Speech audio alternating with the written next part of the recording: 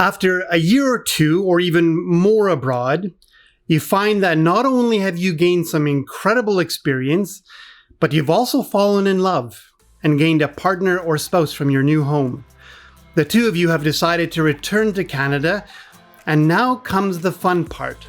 Assuming that your new partner is a foreign national to Canada, you will now need to deal with a complex and potentially confusing Canadian immigration process.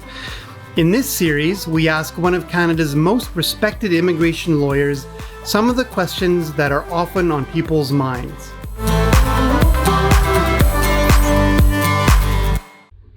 It gives me great pleasure to welcome Marina Sidai. Marina's firm, Sidai Law, is based out of Surrey, BC. She has been practicing immigration law exclusively since 2005 and is a past national chair of the Canadian Bar Association's immigration section. She joins me in this series answering questions about the process of bringing a foreign national partner or spouse back to Canada. Marina, thank you very much for joining me on our second installment. Last week, we talked a little bit about some of the considerations about before you apply and also about some of the potential issues that can occur. In this week's episode, I've got another two questions for you. First of all, what does a couple need to prove to have a successful application? Well, thank you very much for having me back. First of all, I'm enjoying this. And as for what a couple needs to prove, there's a few things. First, the sponsor needs to be eligible to sponsor. And that is when it comes to sponsoring spouses and partners, it's not surprisingly financial always. There is an exemption for finances, but there's other things in their history that their financial history that will need to be paid attention to. If there were any criminal history, especially involving family members in the past, that is something that they'll need to pay attention to. So first, the sponsor needs to qualify. Second, the permanent resident applicant needs to qualify. And that requires that first, they meet the definition of spouse. That's usually pretty easy. There's very rare exceptions when that's difficult, extremely rare. Or common law partner.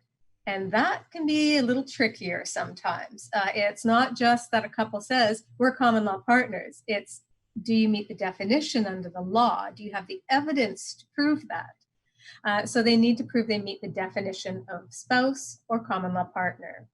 Then, and separately from that, strangely enough, they need to prove that their relationship is genuine.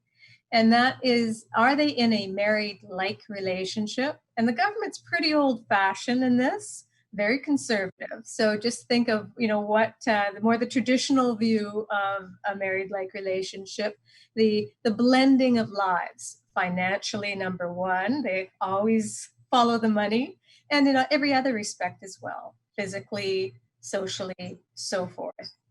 And then finally, the foreign national needs to prove that they are not inadmissible. And inadmissibility can arise from something inherent to them.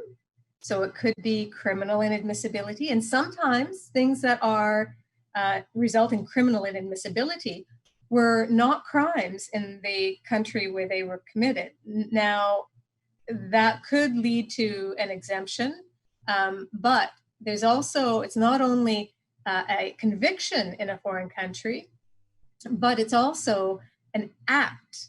Did they ever commit a criminal act? So this is something of concern that always has to be discussed with a lawyer, because a whole lot of people out there haven't been perfect in their lives, and they need to know how to deal with that. And there's other inadmissibilities as well. One of them is financial. So even though the sponsor doesn't need very much money or any money, they do need enough money to survive on. And there's all the usual ones like, security and can't be a member of organized crime and so forth, the more obvious ones. There's also inadmissibility as a result of a family member, someone who meets the definition of family member, being inadmissible.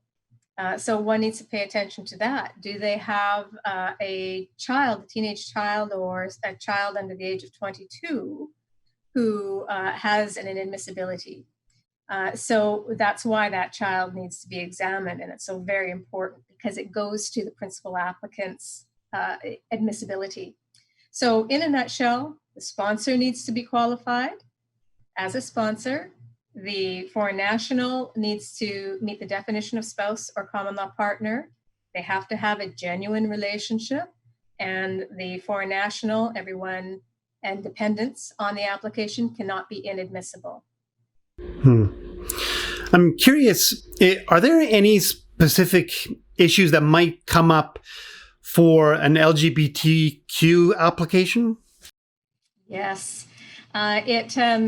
So in a lot of countries, it's impossible to become spouses. You cannot marry when you have a same-sex partner, and you can't live together. If you do so, you're taking your life in your hands.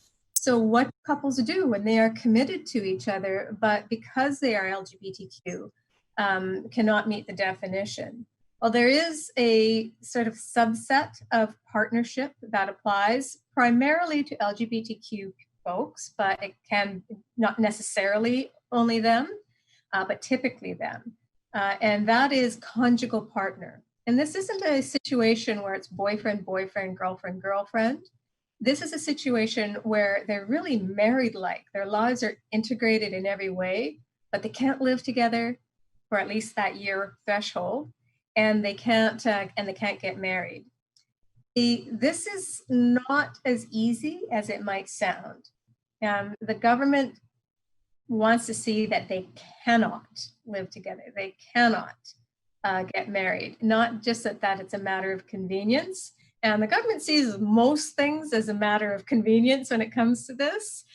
So that's a challenge. But they do want to certainly show that they have all those markers of integration financially, again, number one. And social integration, it is understood that they might not be out to their families and communities for a whole host of good reasons. So that doesn't necessarily create a problem. But they do need to get that evidence together. And the problem is sometimes LGBTQ folks don't have the evidence because they're trying to hide it for good reasons. So it can be a challenge. If they can get to a country where they can marry, or they're in Canada, then and they can live common law, sometimes that's a more secure option when it comes to the application. Marina, thank you so much. This is all great information. My pleasure. Thank you. And thank you for watching. If your questions are a bit more specific or perhaps complex, CDI Law would love to hear from you. They're there to help. Make sure that you mention that you watched this episode. Their contact info is in the description. This is a series about immigration and is published every Thursday. Make sure that you like this video and subscribe so that you don't miss out on any episodes. Until next time.